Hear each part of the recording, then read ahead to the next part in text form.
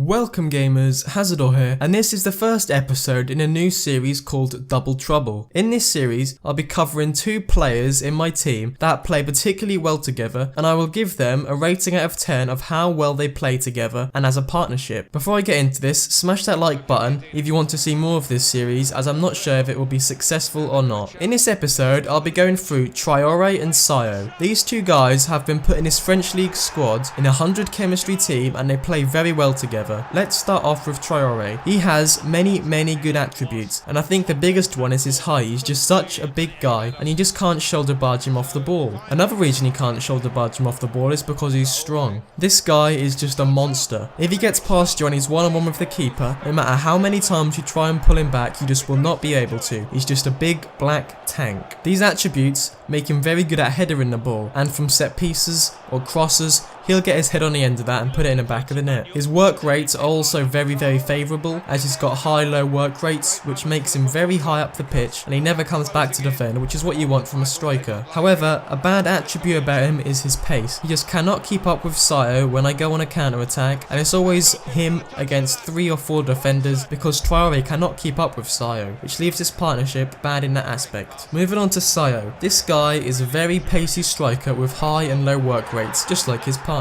This makes these two very deadly up front, and Sayo is usually the guy who's making the assists, because he can get through the defence and whip a cross in, or maybe go for a tap in if I'm feeling sweaty. Sayo's the assister and Traore's the finisher. A bad aspect about Sayo is just he's not that good at finishing. He has got pretty decent finishing on his card at 76, but he just cannot seem to put it in the back of the net. One of the main things that makes these guys so good up front is that green link. This partnership's especially good when I play Moutinho behind them, as there's an extra green link between him and Traore. This partnership is overall very good, as it's a sort of little and large situation like Peter Crouch and Jermaine Defoe back in the day. One's big, tall and can hold up the ball, the other one's small, pacey and is usually providing the assists. But I think if Traore just had a little bit more pace, about 82 or 83, this partnership would be so much better, because as I mentioned before, Traore just cannot keep up with Sayo when I go on counter attacks. I really do like partnerships where the strikers have very different playing styles, as you've always got a plan B. You can try and pace past him with Sayo, and if that doesn't work, you can play the long ball to Traore or wing bash or something like that. You don't always have to go for the same option, which would happen if you played with two pacey strikers. Overall, I'd give this partnership a solid 7 out of 10. They offer a good variety of a way of attacking your opposition. The reason I gave them a 7 out of 10 is because Traore lacks that pace, which leaves me unable to play counter-attacking football, and Sayo cannot really finish. He's more of an assisting person. They are a decent partnership but are nothing special.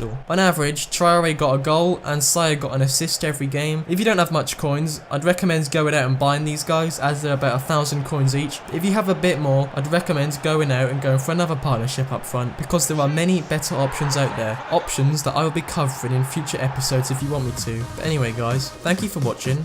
Like, comment and subscribe for more.